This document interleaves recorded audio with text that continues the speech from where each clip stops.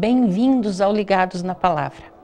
Estamos aqui mais uma vez pelo poder de Deus, pela atuação do Espírito Santo na nossa vida, na nossa mente, com o propósito de conhecermos um pouquinho mais desse plano extraordinariamente maravilhoso que Deus tem para a sua vida e para a minha vida.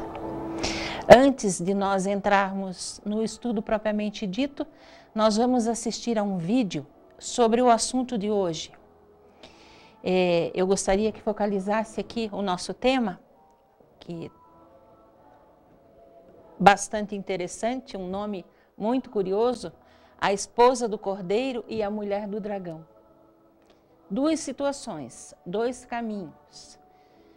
O estudo de hoje tem a finalidade, o objetivo de responder a seguinte pergunta: se a Bíblia é uma só, por que tantas igrejas? Vamos assistir ao vídeo. Por que existem tantas religiões? Este é o tema de Ligados na Palavra dessa sexta-feira com a professora Rita. E estamos aqui no centro de Curitiba e nós vamos perguntar a algumas pessoas se a Bíblia é uma só, por que existem tantas religiões? Vamos lá comigo? Fábio, se a Bíblia é uma só, por que tem tantas religiões? Porque as pessoas elas procuram se firmar em alguma coisa e elas não têm certeza de tudo isso que muitas vezes nós temos. E nós nos firmamos na palavra de Deus, né? Que a palavra de Deus ela é uma só. Isso aí é invenção do homem, né, praticamente, né? Porque Deus é um só e placa de igreja não salva ninguém. A Bíblia original fez uma grande conquista, né? Do Antigo Testamento fez um novo. Como podemos encontrar a religião certa? A religião certa. As pessoas procuram tanta religião porque elas estão vazias e sem Deus. E muitas vezes elas procuram em lugares errados, da forma errada. Buscando e lendo as escrituras, aí você consegue. As igrejas que vieram imitar aquela que foi a do pregador Cristo, que é igual em todas falam de Cristo, né?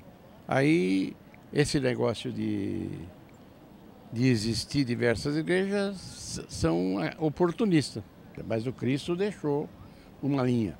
Qual deve ser o critério para escolher uma igreja? Pai, Filho e Espírito Santo e acreditar no arrebatamento da igreja. Tem que buscar, tem que ir atrás. Acho que a igreja é realmente um lugar de encontro daqueles que precisam professar, primeiro, um trabalho honesto e uma fé naquilo que a igreja demonstra que tem conhecimento. Como nós podemos ter certeza que nós estamos na igreja certa?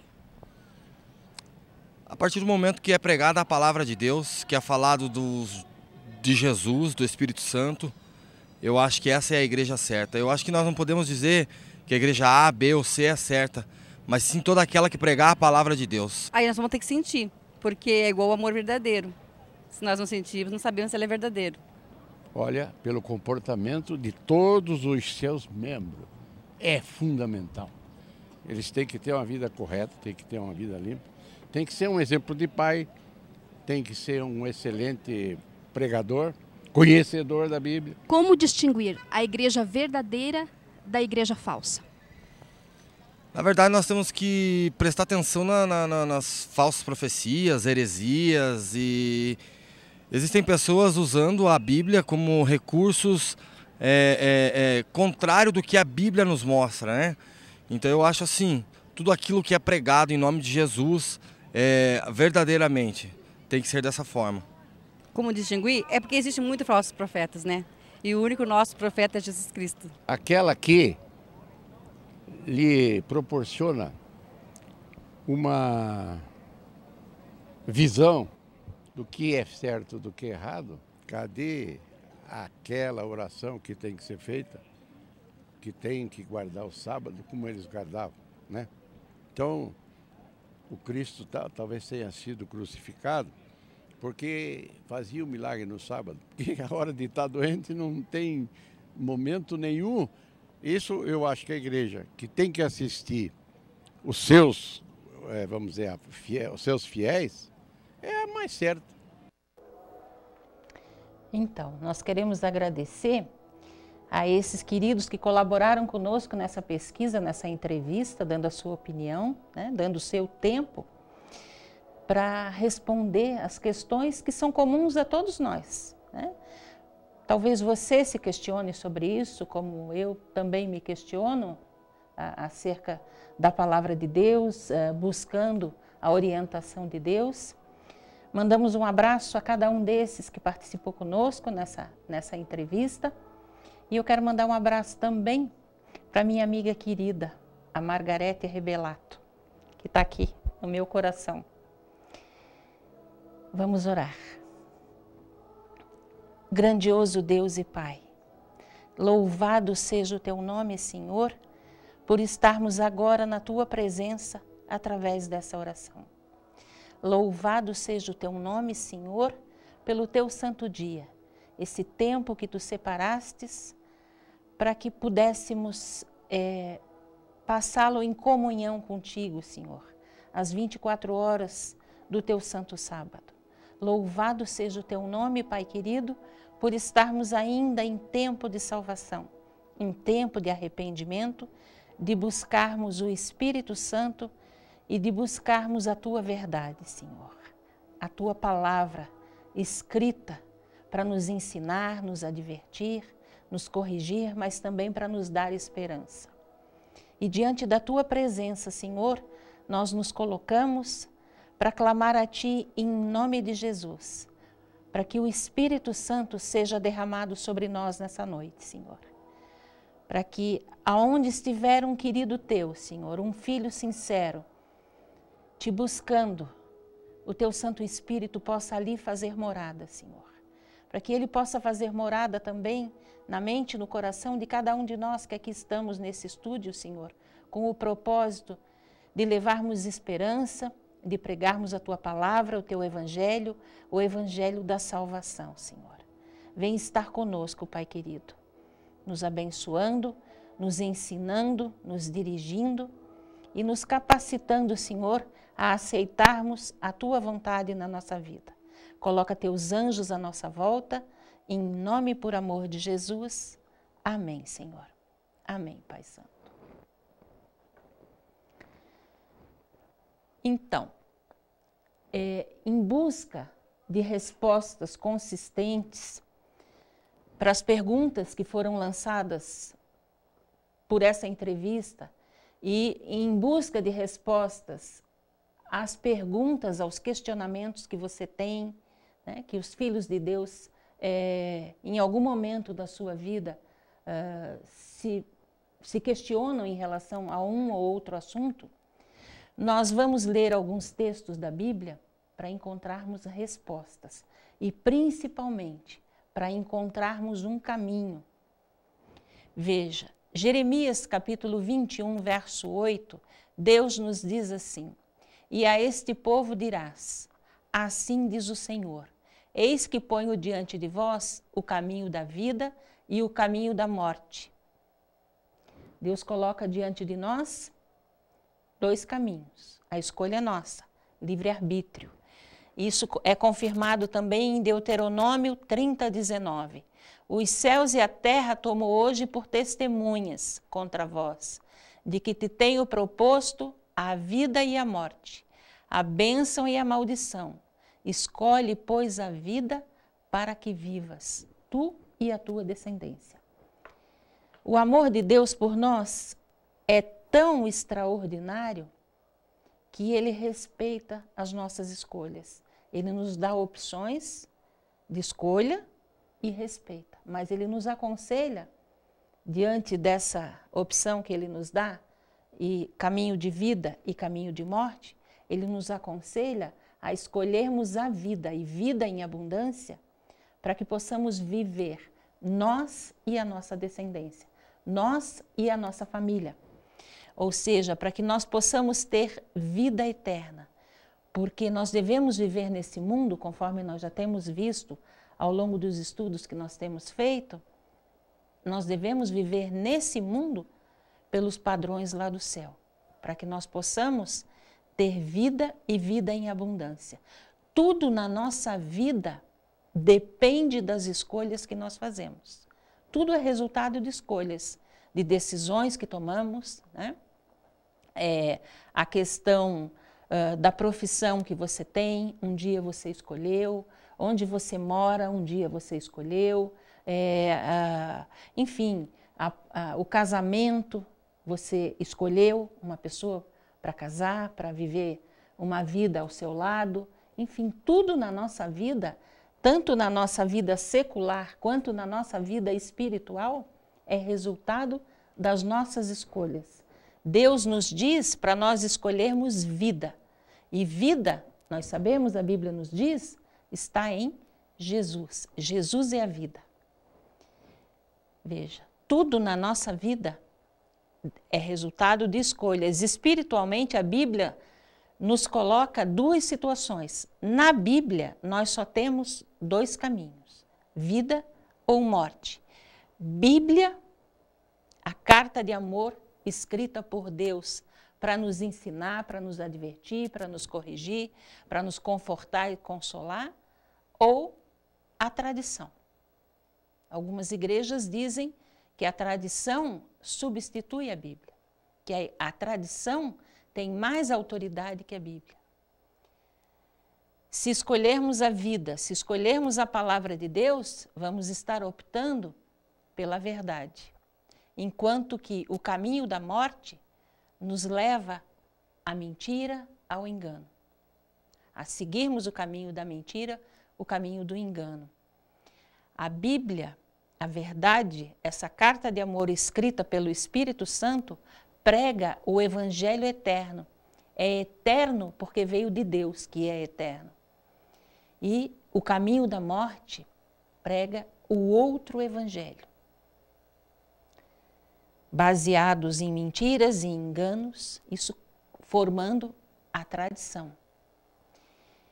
Se seguirmos o caminho da vida, da Bíblia, da verdade e do Evangelho eterno, vamos estar trilhando o caminho estreito, que é esse o caminho que leva à salvação.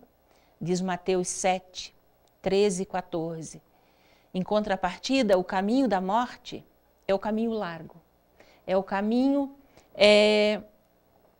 do evangelho confortável, daquele evangelho self-service.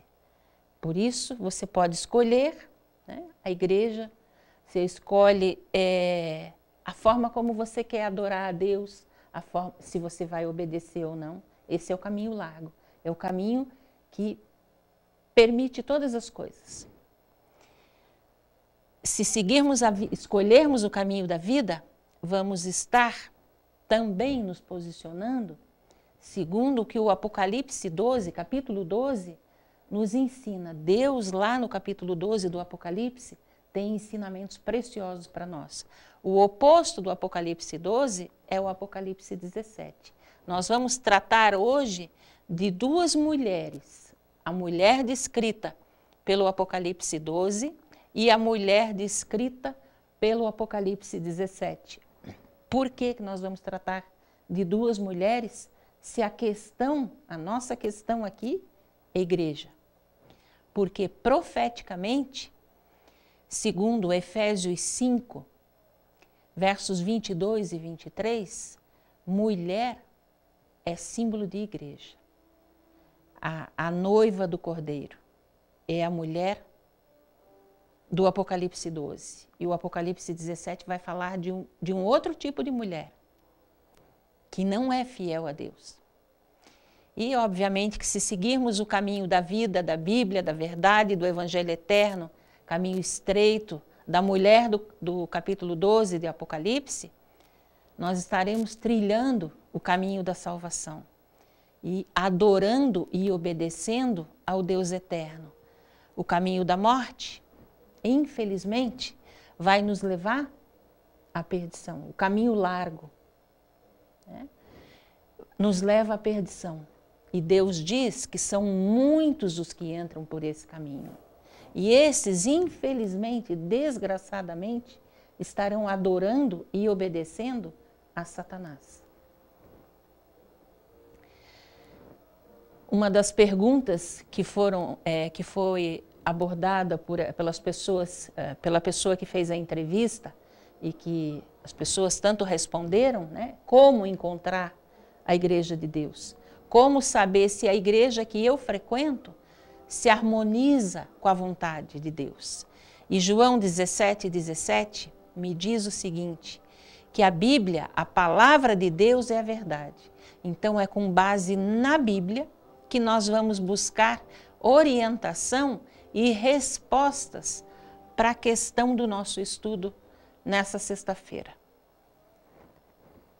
Veja, Deus tem filhos sinceros em todas as denominações religiosas, todas. Antes eu gostaria de ressaltar o seguinte, que a Igreja de Deus na Bíblia não tem nome, não tem denominação. Deus na Bíblia, Deus dá as características da sua igreja, não o nome da sua igreja. Mas ele tem pessoas sinceras, filhos amorosos, fervorosos em todas as denominações religiosas. E todos os sinceros de Deus acreditam que estão fazendo a sua vontade. Acreditam que a sua igreja se harmoniza com a palavra de Deus. Agora, como entender, como saber se realmente a igreja que eu frequento se harmoniza com a palavra de Deus? Se ela prega a palavra de Deus do Gênesis ao Apocalipse. Se ela ensina isso e se ela vive isso. Essa é a questão do estudo dessa noite. Veja. Milhares de igrejas cristãs. Dizem os entendidos que no mundo existe cerca de 9 grandes religiões. Uma delas é o cristianismo. E dentro do cristianismo, milhares de igrejas. Mas a Bíblia, em Efésios 4:5, nos diz o seguinte: há um só Senhor, uma só fé, um só batismo. Há um Deus só, uma fé verdadeira e um batismo bíblico. Ou seja, uma só doutrina, um só corpo de doutrinas. Porque a Bíblia é uma só. 1 Timóteo 3,15 nos fala sobre a igreja de Deus, dessa uma só fé, e nos diz qual é a base doutrinária dessa igreja. O que essa igreja prega? O que essa igreja ensina? O que essa igreja vive? Veja, 1 Timóteo 3,15 diz assim: mas se tardar para que saibas como convém andar na casa de Deus, que é a igreja do Deus vivo, a coluna e baluarte da verdade. Então, qual é o fundamento da igreja do Deus vivo, da igreja do Deus eterno? A Bíblia nos responde. Essa igreja, ela é coluna e baluarte da verdade. Por quê? Porque ela está alicerçada na verdade. E o que é a verdade? Nós acabamos de ler em João 17:17. Jesus nos diz textualmente o que é a verdade. A tua palavra, ele pede para Deus Pai, santifica-os na verdade. Ele pede para Deus Pai nos santificar na verdade. E ele diz, a tua palavra é a verdade. Então, qual deve ser o parâmetro para a nossa vida? Qual deve ser o parâmetro? Aonde buscar respostas? Aonde buscar orientação? Aonde buscar ensinamento? Na palavra de Deus. E a palavra de Deus me diz que a igreja do Deus vivo está alicerçada nela.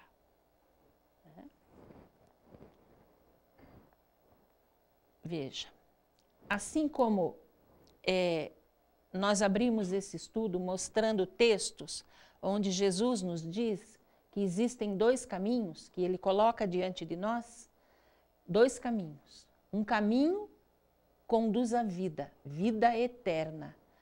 e vida ainda aqui nesse mundo com qualidade de vida. O outro caminho conduz à morte, morte eterna. A Bíblia, a palavra de Deus, que é a verdade, nos apresenta, veja, pasme você, quantas igrejas você conhece? Se a gente começar a contar, faltam dedos para a gente contar o número de igrejas, porque são milhares. Mas a Bíblia nos apresenta somente 2 igrejas, somente 2. Tudo na Bíblia é duplo: vida, morte, salvação, perdição, Deus, Satanás, a igreja de Deus e a igreja de Satanás. Somente 2 igrejas a Bíblia nos apresenta. A mulher vestida de branco, vestida de sol, que está lá no capítulo 12 do Apocalipse. Você pode depois, inclusive, se debruçar sobre esse texto e adquirir mais informação, mais ensinamento vindo do trono de Deus para auxiliar você nas escolhas que você tem a fazer, nas decisões que você tem a tomar. Apocalipse 12, uma mulher vestida de sol, com uma coroa na cabeça e a lua embaixo dos pés. Apocalipse 17, uma mulher terrível, chamada pela Bíblia, nós vamos ler o texto, de grande prostituta. Por que ela é a grande prostituta? Pelo mesmo motivo que a igreja, na profecia bíblica, é simbolizada por uma mulher, por uma noiva, por uma igreja, por uma mulher pura, a igreja de Deus, como nós vamos ler agora. E essa mulher, ela é prostituta não por uma situação física, mas porque ela é infiel a Deus. Ela não segue, ela não escolheu o caminho de vida, ela não escolheu a palavra de Deus, ela não escolheu adorar e obedecer a esse Deus. Ela não segue a verdade, ela não segue o evangelho eterno, ela segue a mentira, o engano, e por isso Deus chama de mulher prostituta, porque Deus, Jesus, quer ter um relacionamento tão íntimo com a sua igreja que ele compara com o casamento. Então, a igreja dele, ele diz a minha noiva, a minha esposa, e a outra, a que não segue os ensinamentos de Deus, não adora, não obedece ao Deus eterno, essa é chamada de esposa infiel, de esposa adúltera. A gente vai ver mais detalhes sobre isso. Veja, como é que o Apocalipse 12, verso 1, descreve a igreja do Deus vivo, a igreja que está alicerçada na palavra de Deus. Lá no Apocalipse está escrito: e viu-se um grande sinal no céu, uma mulher vestida do sol, tendo a lua debaixo dos seus pés, e uma coroa de 12 estrelas sobre a sua cabeça, que, achando-se grávida, grita com as dores de parto. Aqui tem toda uma simbologia, a simbologia do Apocalipse. Você sabe que o livro do Apocalipse é um livro profético e que foi escrito numa época em que o cristianismo estava sendo ferrenhamente perseguido. E por isso Deus deu essa mensagem numa linguagem cifrada, numa linguagem de guerra, para que se essa mensagem caísse nas mãos do inimigo, não fosse decifrada, mas sim decifrada só pelo povo de Deus, que são os destinatários dessa mensagem. Então essa mulher, ela está vestida de sol. Jesus é o sol da justiça. Ela tem a lua debaixo dos pés. A lua não tem luz própria, ela reflete a luz do sol, representando todo o sistema de sacrifícios lá do Velho Testamento. Ela tem uma coroa de 12 estrelas sobre a sua cabeça. No Velho Testamento, existiam as 12 tribos de Israel, o povo de Deus. Né? No Novo Testamento, os 12 apóstolos, encarregados por Jesus de pregar, de dar continuidade ao ensinamento do Evangelho eterno. E ela está grávida, ela grita com dores de parto. Nós já vamos entender melhor essa situação.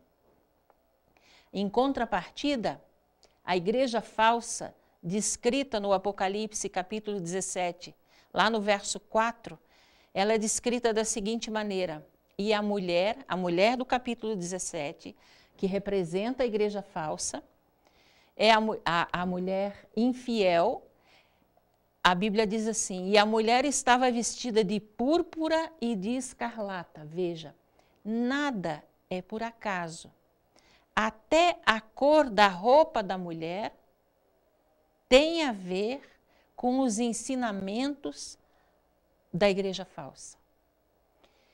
Ela estava adornada com ouro e pedras preciosas e pérolas, e tinha na sua mão um cálice de ouro cheio das abominações e da imundícia da sua fornicação. Ou algumas traduções diz, e da imundícia da sua prostituição. Veja o contraste.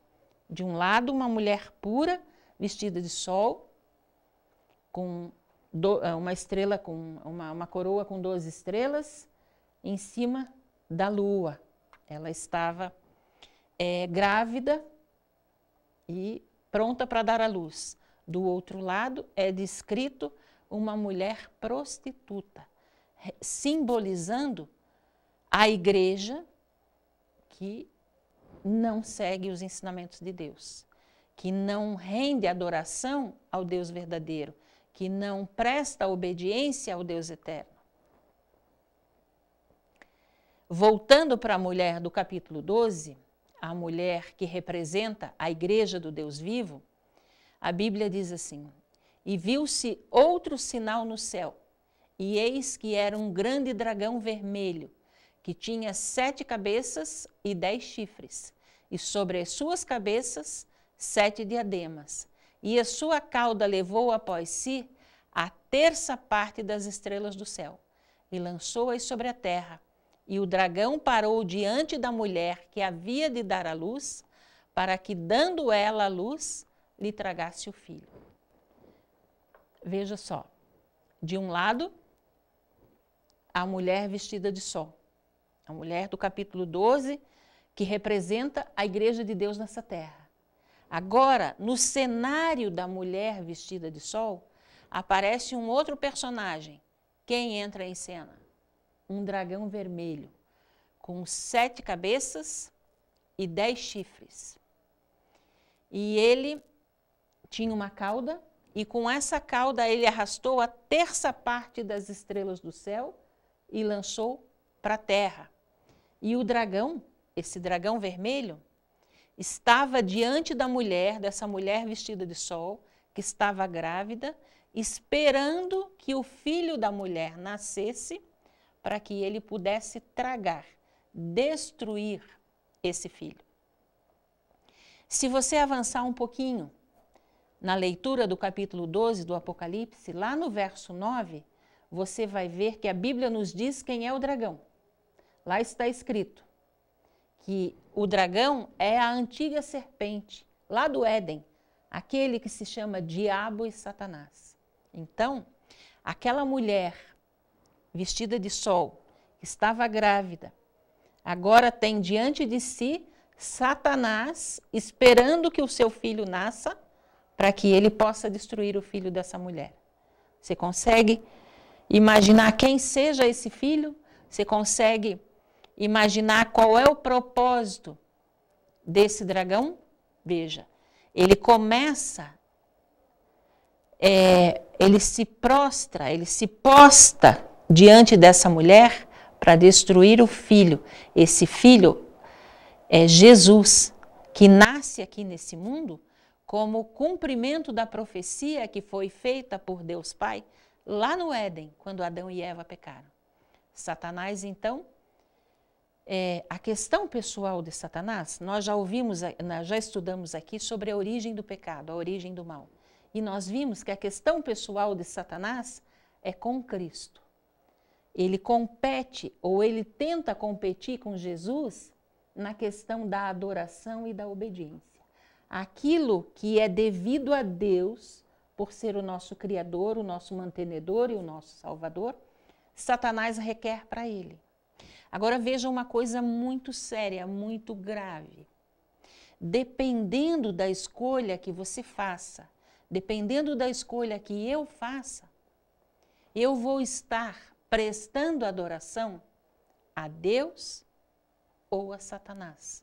Não é simplesmente escolher uma igreja pela proximidade da sua casa, porque lá tem um pastor que é muito carismático, é um pastor que você gosta da mensagem que ele traz. Não é simplesmente pela beleza do templo, pela grandiosidade ou pela simplicidade desse templo.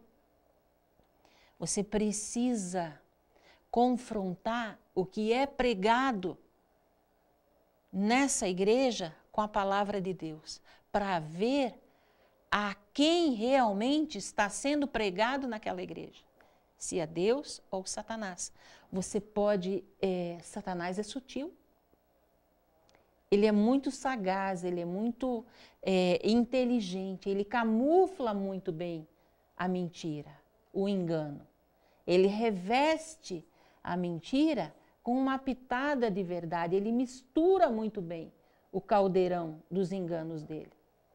Por isso nós temos que estar atentos.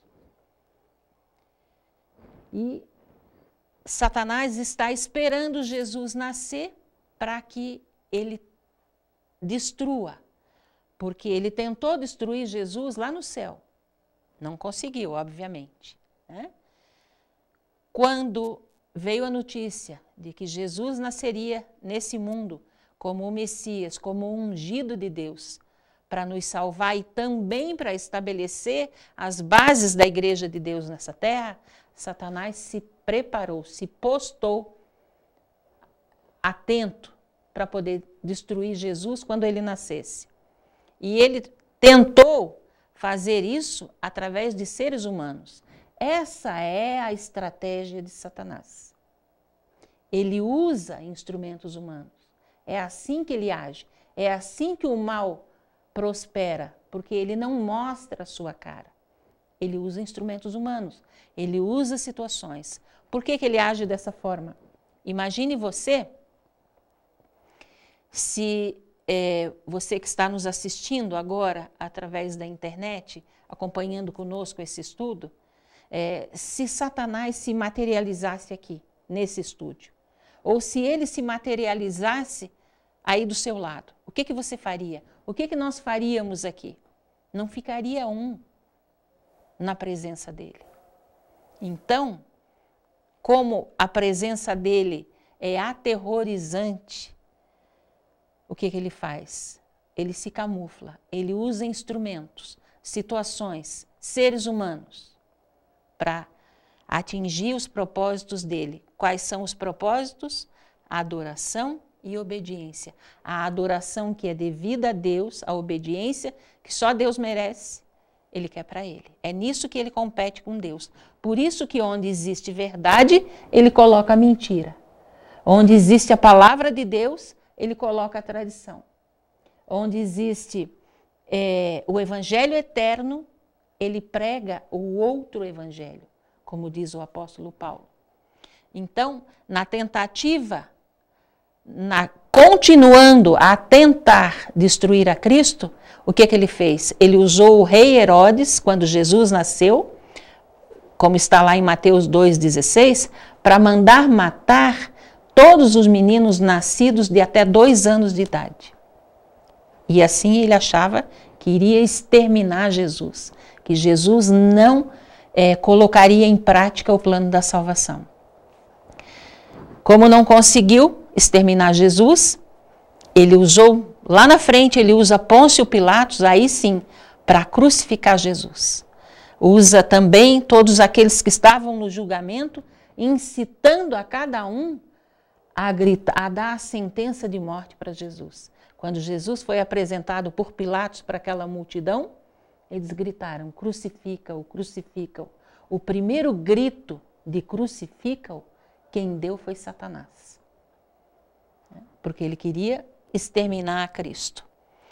Mas, olhe que Deus maravilhoso. Atos 2:24 nos diz o seguinte: ao qual Jesus morreu na cruz, mas Deus ressuscitou, rompendo os grilhões da morte, porquanto não era possível que Jesus fosse retido pela morte. Aí, quando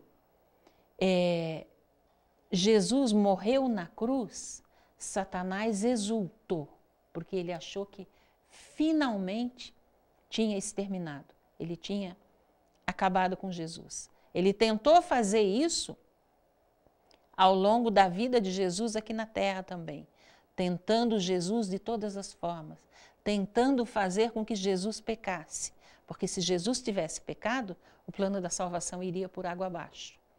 Mas Jesus, nós já lemos aqui inclusive, não pecou nem em pensamento. Ele então leva as últimas consequências, usa Pilatos e crucifica Jesus. Só que Jesus ressuscitou para a honra e glória do nosso Deus e para a nossa salvação. Jesus ressuscitou. Aí Satanás estremeceu. Porque quando ele viu Jesus ressuscitado, ele sabia que para ele não tinha mais oportunidade, não tinha mais salvação. Para ele, Satanás era o fim da linha. Só que ele é movido pelo ódio, pela revolta, pelo sentimento de vingança. E ele então se enche de ira e se volta agora contra o povo de Deus. É muito fácil a gente entender o que a Bíblia nos ensina acerca desse assunto. O raciocínio é simples. Satanás, que lá no céu quis destruir a Cristo, destronar a Cristo, ele tenta depois, quando chega o tempo do nascimento de Jesus, destruir a Cristo matando os bebês de até 2 anos de idade, através do rei Herodes. Jesus sobreviveu, né? Porque ele é Deus e ele veio com um propósito definido. Aí ele usa, lá na frente, Satanás usa Pilatos e todos aqueles que estavam no julgamento para crucificar a Cristo. Cristo ressuscita e aí Satanás volta a ira dele, o ódio dele para os filhos de Deus, para a igreja de Deus, para a mulher vestida de sol. Por isso ela é retratada, descrita simbolicamente, como tendo um dragão à sua frente, esperando para devorar o filho quando nascesse. Não conseguiu destruir a Cristo, vai tentar destruir o cristianismo. Como que ele faz isso? Colocando no lugar da verdade a mentira, o engano. Abrindo o leque, oferecendo centenas, milhares de opções para que você possa fazer a escolha da igreja que você frequenta ou da igreja que você está buscando. Por que nós buscamos essa igreja? Por que nós sentimos essa necessidade?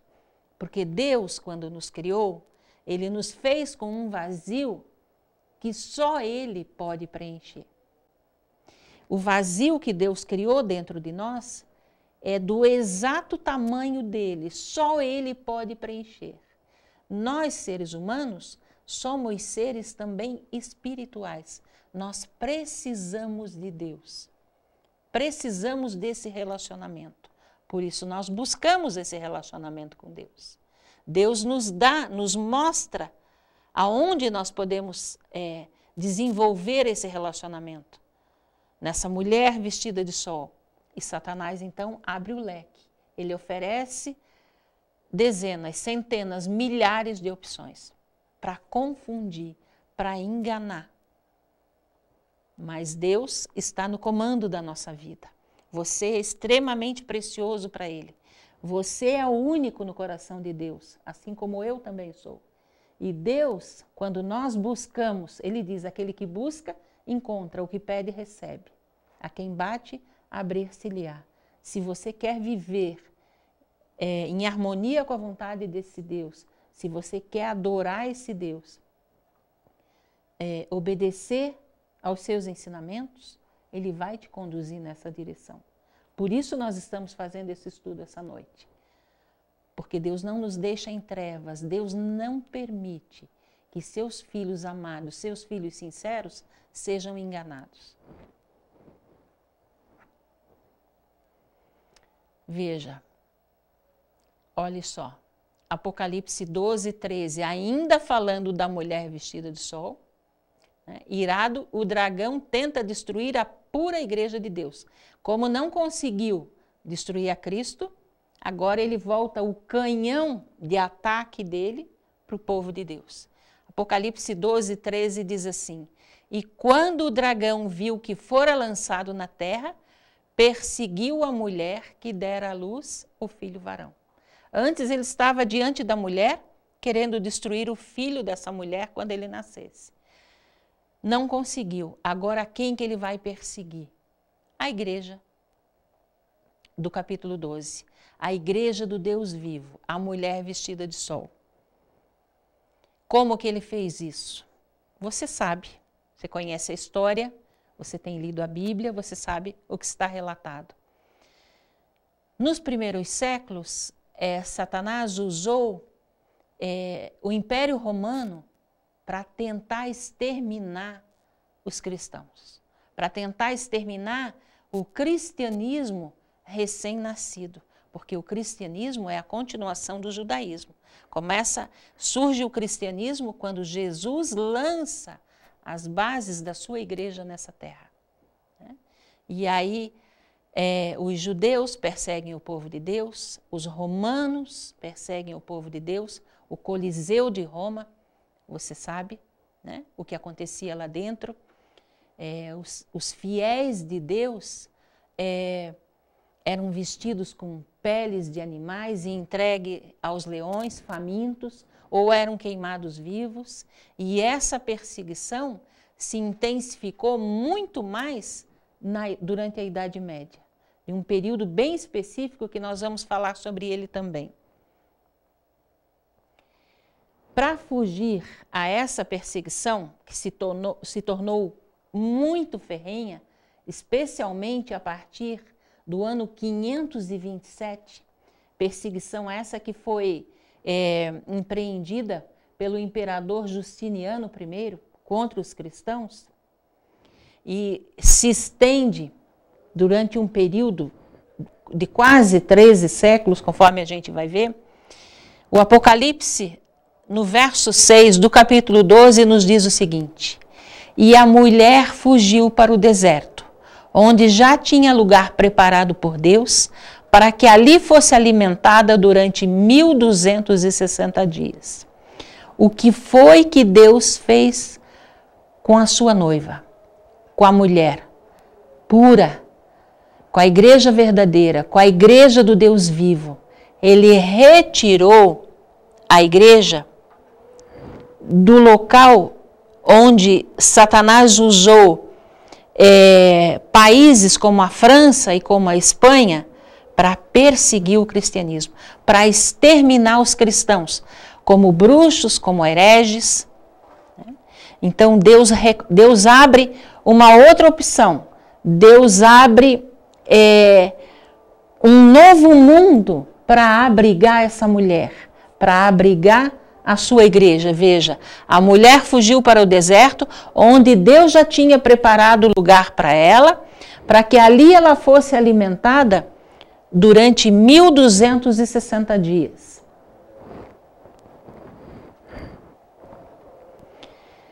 Esse período desses 1260 dias, nós encontramos em profecia como sendo 1260 dias, ou um tempo, 2 tempos e metade de um tempo. A Bíblia, no livro de Daniel, no livro do Apocalipse, quando se refere a esse período de 1260 dias, usa uma nomenclatura diferente, usa descreve períodos diferentes que correspondem aos mesmos 1260 dias. Então, numa passagem lá do livro de Daniel, se referindo a esse tempo, está descrito da seguinte forma: um tempo, 2 tempos e metade de um tempo. No livro de Daniel, no livro do Apocalipse, nós encontramos a expressão 1260 dias, ou encontramos ainda a expressão 42 meses. Isso aqui é profecia. O objetivo do nosso estudo não é profecia. Nosso estudo nós estamos estudando um tema da Bíblia, né? E eu já coloquei isso para você. Se você tiver interesse em conhecer melhor, em decifrar melhor tudo isso que Deus coloca à nossa disposição, venha conosco aqui às terças-feiras, 19h30. Aí lá nós calculamos tudo isso. E você vai ter convicção, você vai ter certeza de que realmente esse período corresponde a 1260 anos, porque um dia em profecia corresponde a um ano. Então, se Deus fala de um período de 1260 dias, na realidade, Ele está falando de um período de 1260 anos. Esse período, a contagem de tempo, começa em 538, quando a perseguição religiosa contra os cristãos se torna muito mais intensa e ela se estende até 1798. E se você estudar a profecia, você vai ficar maravilhado em constatar, em comprovar como a história confirma a profecia. Se você for na história, você vai ver que a mulher do capítulo 17, ela começa a ter plenos poderes através de um decreto assinado pelo imperador Justiniano em 538, e o exercício desse poder se estende com toda a força até 1798. Em 1798, Napoleão Bonaparte coloca fim ao poder da igreja dominante da época, da igreja apóstata. O que é a igreja apóstata? Aquela igreja infiel, aquela igreja que não está fundamentada na Bíblia, aquela igreja que está fundamentada na tradição e na autoridade de homens. Veja. Olha que Deus maravilhoso. Apocalipse 12, verso 15 a 16, nos diz o seguinte. Deus primeiro está descrevendo para nós a sua igreja, a igreja pura, a igreja do Deus vivo, e diz que ela seria perseguida por Satanás. Satanás usou homens, usou situações, ele usou os judeus, usou os romanos, e depois, durante quase 13 séculos, de 538 a 1798, ele usou a igreja dominante para perseguir a igreja pura, a igreja fiel a Deus.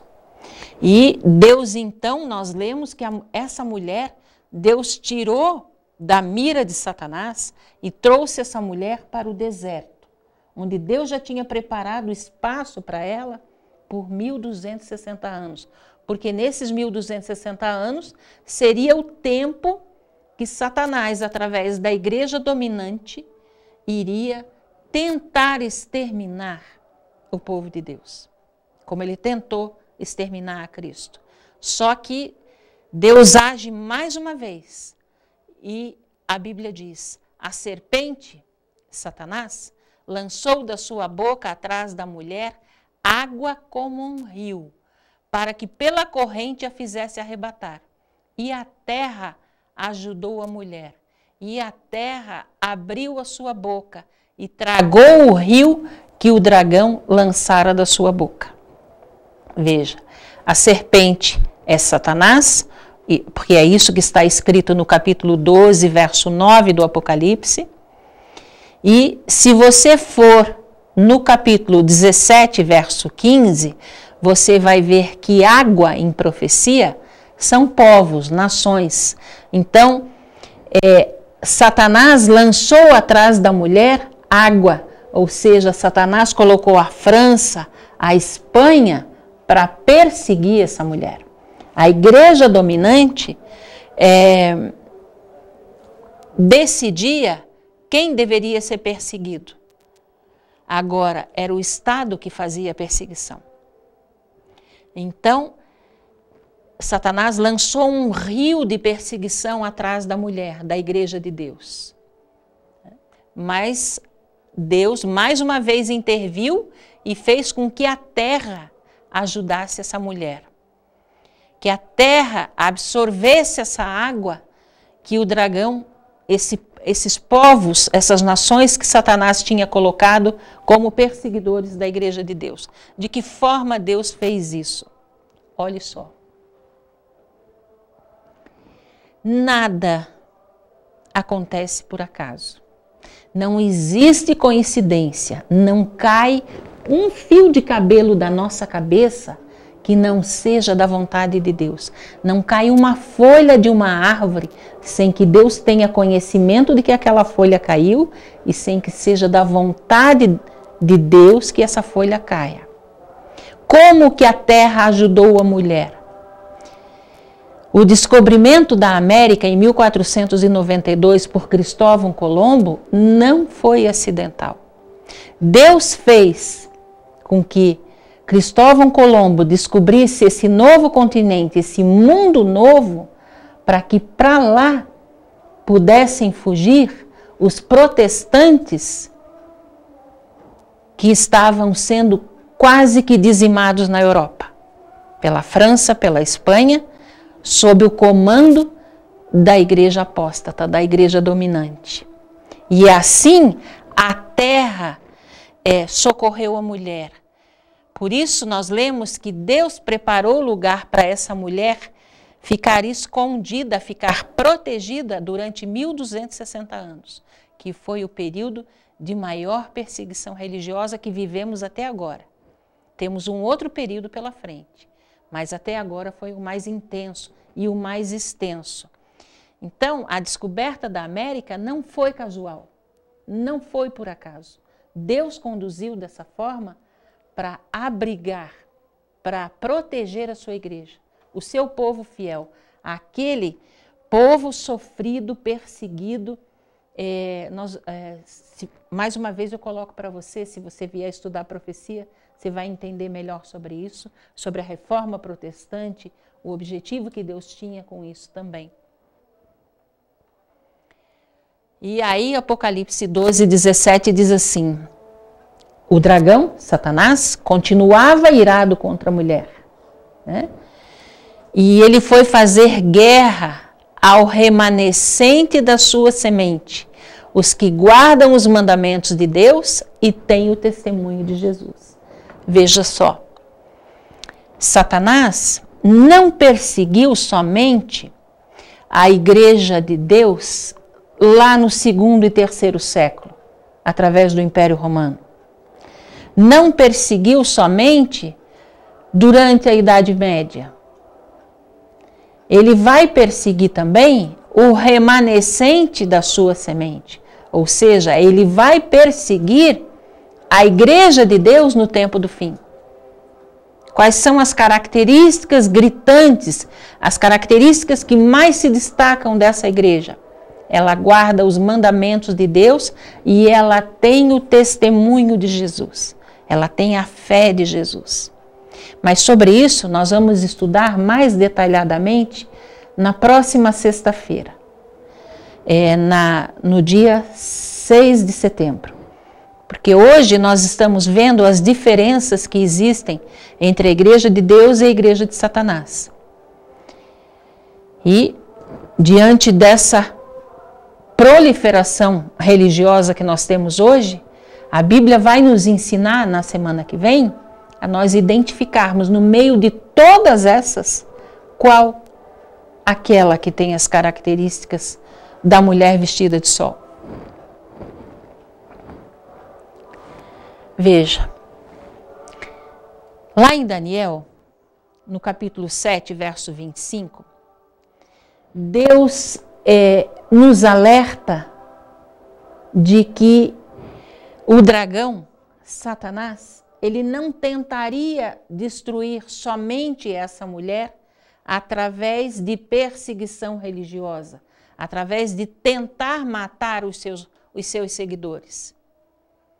Deus, em Daniel 7, isso lá no 6º século antes de Jesus nascer, Deus nos diz que surgiria um poder religioso, o chifre pequeno, que é o mesmo poder retratado lá no Apocalipse 17, como sendo uma mulher prostituta, uma mulher infiel. Deus diz para nós, lá no 6º século antes de Jesus nascer, o que esse poder faria. Veja, Deus diz que esse poder, representado pelo chifre pequeno de Daniel 7 e representado pela mulher prostituta do Apocalipse 17, esse poder proferiria palavras contra o Altíssimo e destruiria os santos do Altíssimo e cuidaria em mudar os tempos e a lei.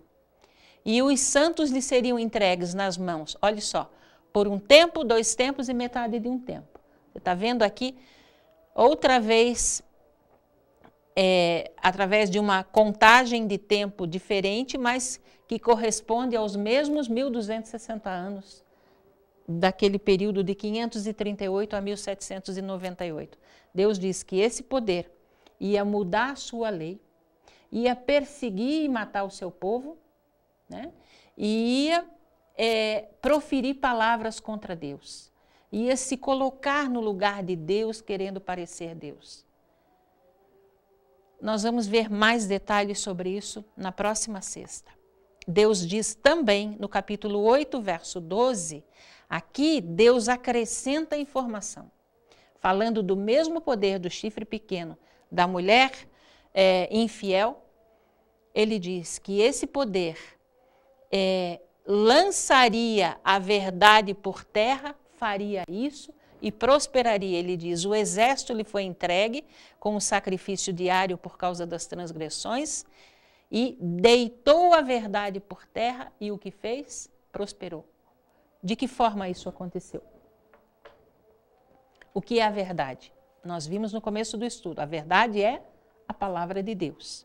Então esse poder pegou a palavra de Deus, tirou da mão do povo fiel de Deus, jogou por terra, tirou o referencial da mão do povo de Deus, matou os fiéis de Deus e, no lugar da verdade, colocou o quê? A mentira, o engano. Colocou o outro evangelho, que tem nuances diferentes, assim, de milhares de opções. Foi isso que o chifre pequeno fez. Foi isso que a mulher infiel fez. E aí, nós vemos as consequências disso.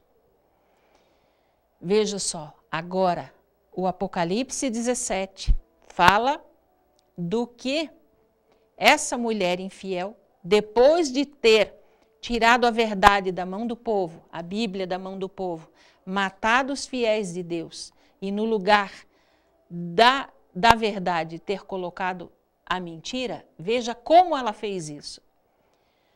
17, verso 1 a 3. E veio um dos 7 anjos que tem as 7 taças das 7 pragas que nós vimos na semana passada, e falou comigo dizendo, vem, mostrar-te-ei o julgamento da grande meretriz. Meretriz era um termo assim mais antigo, né? Antigamente não se falava prostituta, se usava esse termo meretriz. Meretriz é aquela mulher infiel que está assentada sobre muitas águas. Veja, essa igreja é uma igreja muito popular, é a mais popular que nós conhecemos, porque ela está assentada sobre muitas águas, e águas significam povos, nações, né? Ela está, a sede dela está num lugar é muito populoso. E a Bíblia continua. Eu vou ler outra vez.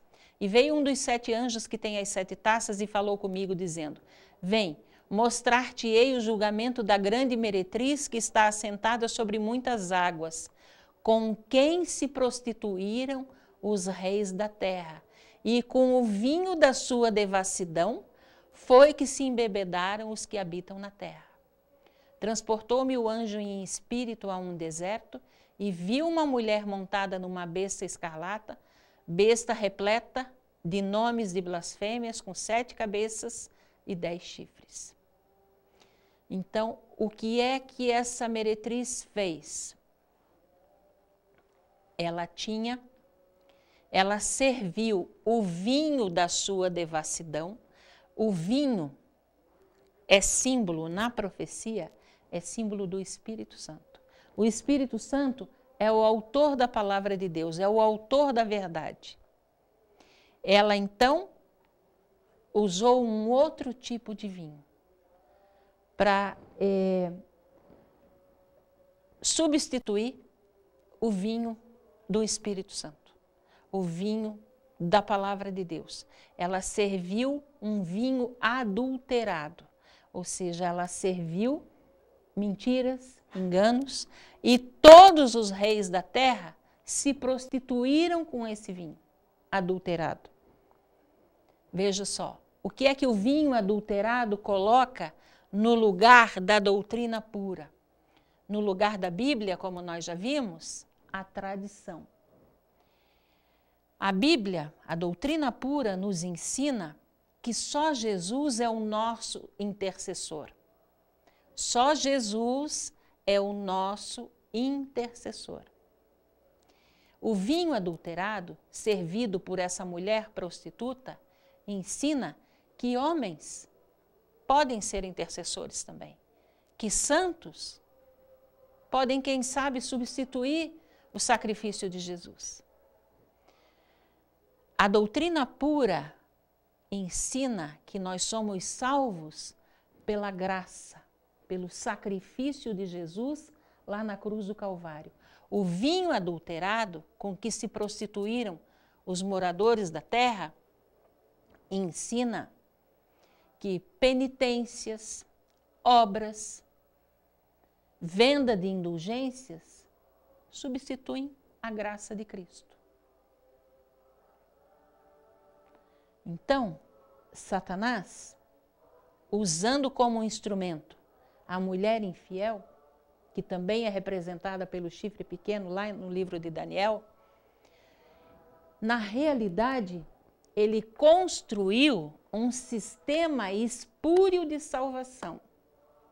Satanás, ao longo da história da terra, da história dos moradores da terra, ele tenta substituir o divino pelo humano. No lugar de Cristo, vão obras, vão penitências, você pode comprar o perdão, como aconteceu muito durante a Idade Média. A Bíblia, a doutrina pura, ensina que a fé não anula a nossa obediência. Não é porque você e eu amamos a Deus mais do que tudo na nossa vida que nós estamos livres da obediência, que nós podemos viver da forma como bem entendermos. Mas o vinho adulterado ensina que sim, que você pode sim, que a lei pode ser alterada. E fez isso. Tanto ensina, tanto acredita nisso, que fez isso. A doutrina pura mostra para você e para mim que o dia que Deus estabeleceu como sendo santo é o sábado do 7º dia. Mas o vinho adulterado, servido por essa mulher infiel, ensina que o domingo agora ocupou o lugar do sábado. A doutrina pura, a Bíblia, a palavra de Deus, nos ensina textualmente, e nós já estudamos isso aqui, que a alma é mortal. E o vinho adulterado da mulher infiel ensina que a alma é imortal, que a alma não morre e que, inclusive, se ela fizer um estágio no purgatório, ela pode até sair dali para o céu. Né? Mentiras, enganos, o outro evangelho para afrontar a Deus e para confundir os filhos de Deus e levá-los à perdição, à morte eterna. Por isso, veja, eu não sei se você alcança o quanto você é especial para Deus, o quanto você é precioso para esse Deus que te ama tanto, que até morreu por você. Você é tão precioso para Ele que Ele não quer que você seja enganado, que você se embriague também com o vinho o vinho adulterado que está sendo servido por essa mulher infiel. Na sua testa, na testa da mulher do capítulo 17, estava escrito um nome, um mistério, Babilônia. Isso é de arrepiar. Babilônia, a grande, a mãe das meretrizes e das abominações da terra. Olha o que Satanás fez. Ele não só levantou uma igreja para fazer oposição a Deus, para fazer oposição à igreja de Deus, como ele fez com que dessa igreja infiel surgissem outras. Porque aqui a Bíblia está nos dizendo que essa mulher prostituta é mãe. Isto significa que ela gerou igrejas filhas que pregam as mesmas doutrinas, só tem um nome diferente. Tem talvez uma outra situação diferente, mas todas as igrejas filhas dessa mulher infiel creem e pregam que a alma é imortal e creem e pregam que não é mais o sábado, agora é o domingo. Que Deus tenha misericórdia de nós, que o Espírito Santo haja na nossa mente e no nosso coração com tamanha intensidade que essa verdade cresça aos nossos olhos. Que o Espírito Santo que nós clamamos que estivesse com você e conosco aqui nesse estúdio, nos faça aceitar essa verdade, nos faça humildes diante de Deus. Porque o compromisso que nós temos aqui não é com uma igreja. O compromisso que nós temos aqui é com o assim diz o Senhor. É com o que está escrito, com o que foi escrito pelo Espírito Santo. Para nos ensinar, para nos advertir, para nos corrigir, para nos mostrar o caminho que nos leva à vida. O caminho que nos leva, que nos dá ainda aqui nesse mundo, vida em abundância e vida eterna. O seu compromisso é com o Deus que te criou. O seu compromisso é com o Deus que te mantém. O seu compromisso é com o Deus que está te salvando. Não com homens, não com igrejas. Igreja não salva ninguém. Deus vai salvar pessoas, não igrejas. E aí, como essa mulher gerou filhas, nós vemos hoje milhares de igrejas diferentes. Pessoas chegam a dizer, pessoas que fizeram levantamentos sobre isso, chegam a dizer que o número de igrejas ditas cristãs dentro do cristianismo chega a ser de 40 mil denominações diferentes. Olha quanto Satanás se especializou, quanto ele se especificou. Tem igreja para todo gosto, para todo padrão social, intelectual, você pode escolher. Mas a palavra de Deus te mostra onde está a igreja do Deus vivo. aquela que está alicerçada na sua palavra.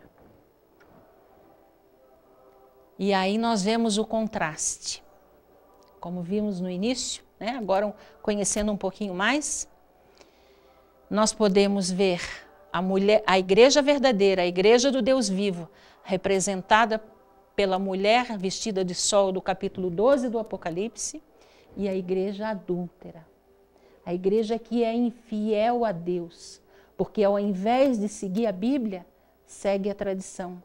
A igreja que, ao invés de dar ouvidos ao Evangelho eterno, crê e vive o outro Evangelho. Mas porque você é um filho especialíssimo de Deus, porque Deus te ama até a morte, porque Deus te criou para que você fosse um cidadão do reino dos céus, Ele não deixa você em trevas. Ele não deixa nem você, nem a mim. Ele nos mostra. Agora, é preciso ser humilde diante de Deus. Por isso Ele escreveu para nos ensinar, para nos advertir, para nos corrigir. Muitas vezes Deus vai ter que mostrar para nós que não é do jeito que nós achávamos que era. Não é por ali o caminho é outro. Muitas vezes é preciso retroceder para poder avançar pelo caminho que nos leva até o céu. Veja o que ele diz em Cânticos ou Cantares, capítulo 6, verso 8 a 9.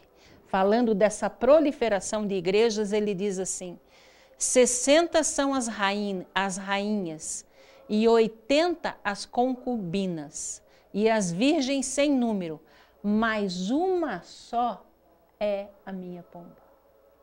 Uma só é a igreja de Deus, a minha imaculada, a única de sua mãe, é a mais querida daquela que deu à luz. Vendo-a, as filhas de chamarão bem-aventurada, as rainhas e as concubinas a louvarão. Uma só é a igreja de Deus.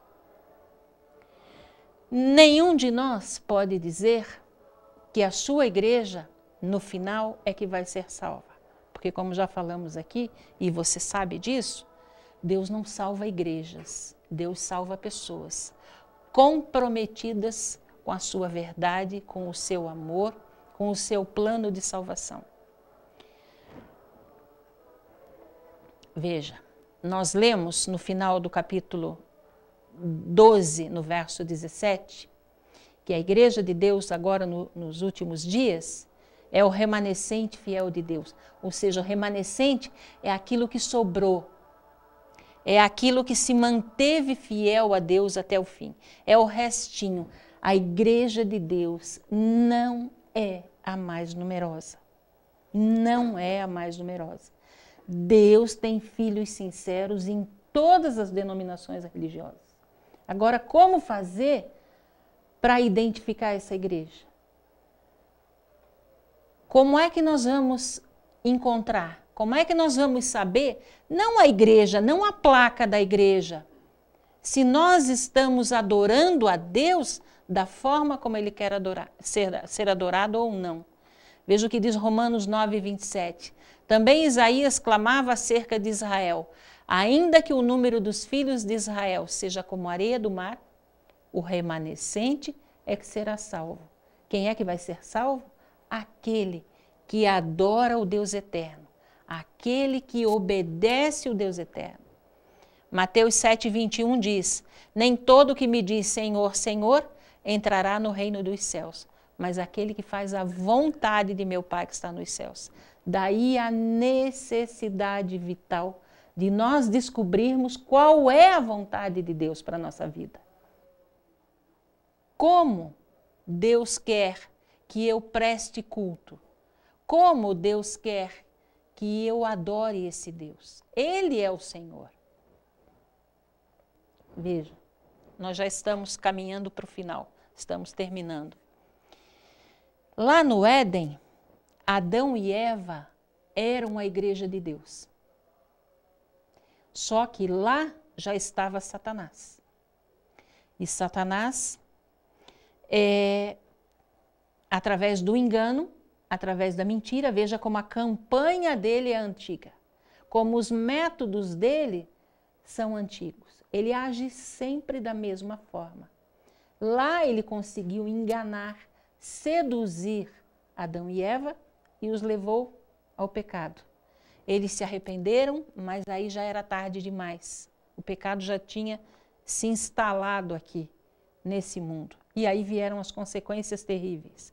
Tiveram 2 filhos, Caim e Abel. E nós lemos assim em Gênesis 4, versos 3 a 5. E aconteceu ao cabo de dias que Caim trouxe do fruto da terra uma oferta ao Senhor. E Abel também trouxe dos primogênitos das suas ovelhas e da sua gordura, e atentou o Senhor para Abel e para a sua oferta. Mas para Caim e para a sua oferta não atentou. E irou-se Caim fortemente e descaiu-lhe o semblante. Você conhece essa história, né? Veja, Adão e Eva, além da tristeza que sentiram pelo pecado, ainda tiveram que enfrentar essa tragédia de ver um filho matar o outro, um irmão matou o outro. Por que Caim matou Abel? Por inveja.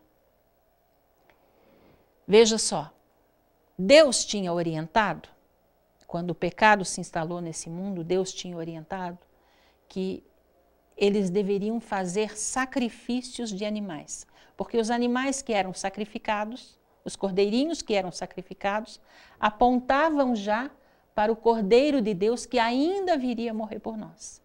E Deus estabeleceu esse método como um lembrador. Cada vez que eles matassem o cordeirinho em sacrifício a Deus, era para eles lembrarem, para eles não esquecerem da promessa de que um dia o Messias viria. Então Deus disse que eles deveriam fazer culto daquela forma, matando cordeiros e oferecendo em sacrifício a Deus. Abel, ele criava ovelhas, e ele pegou a melhor ovelha que ele tinha e sacrificou para Deus. Caim era agricultor. O que é que ele fez? Ele achou que se ele pegasse a melhor cenoura, o melhor repolho, enfim, o melhor legume, a melhor verdura que a sua terra estava dando e queimasse para Deus, seria a mesma coisa. Porque, afinal de contas, ele não tinha ovelha, então podia ser o fruto da terra. E ele achou que isso satisfazia a exigência que Deus tinha feito. E por isso Deus não aceitou o sacrifício de Caim. Por isso a fumaça do sacrifício de Caim não subiu. E aí Caim se enche de ódio, de inveja por causa do irmão, porque Deus aceitou, e mata o irmão. Aqui nascem as 2 igrejas. A mulher vestida de sol, representada também, né, pelo sacrifício que Abel ofereceu a Deus daquela ovelhinha, e a mulher infiel, lá do capítulo 17, porque Caim achou que daquele jeito também estava bom. Ele foi sincero, ele deu o que ele tinha de melhor. Só que Deus é o Senhor, Ele determina e nós obedecemos.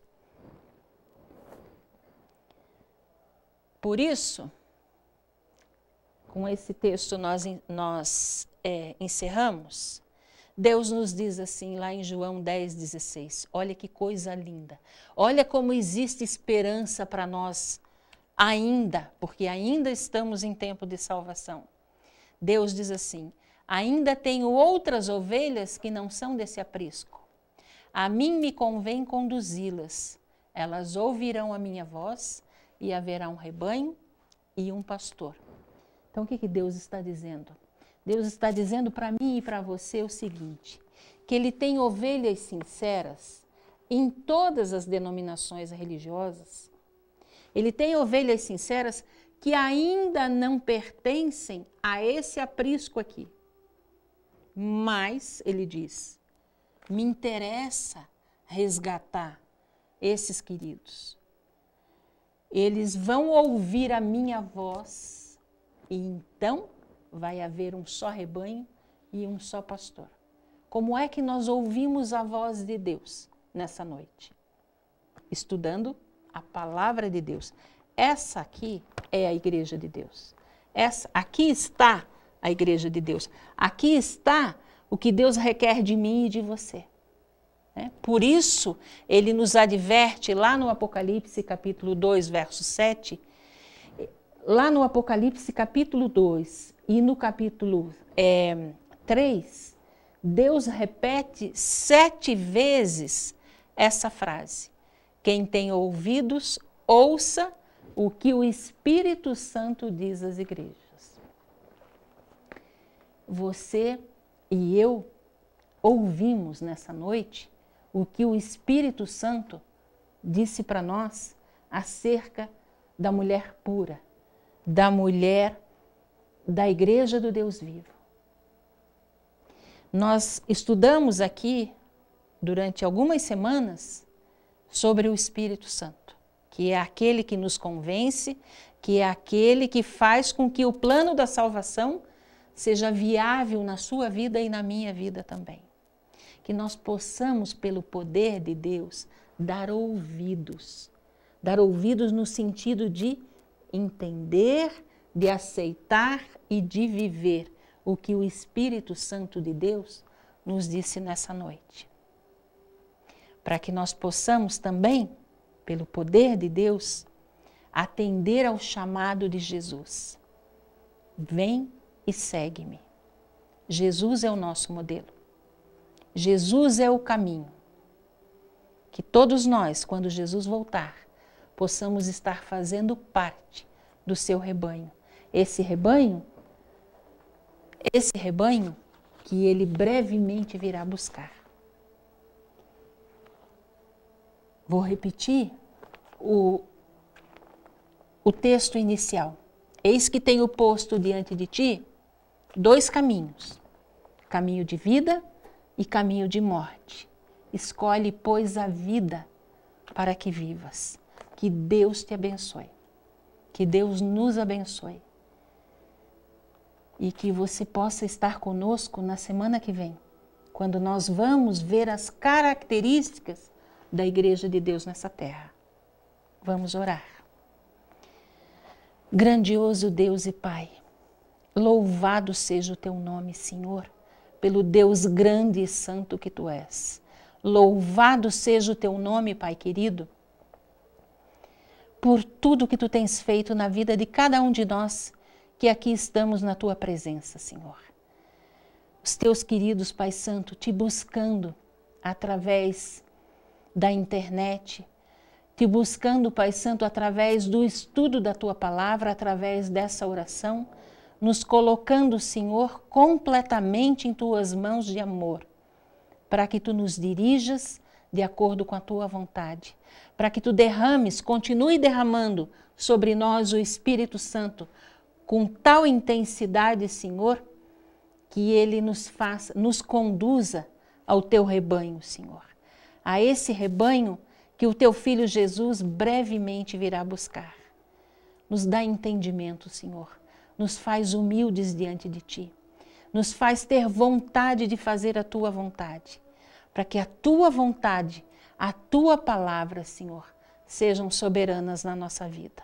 Abençoa, Senhor, esse teu querido Pai Santo, aonde quer que ele esteja agora em contato conosco através da internet, para que a semente que foi lançada, Senhor, possa dar frutos para o teu reino, frutos de salvação, frutos de vida eterna.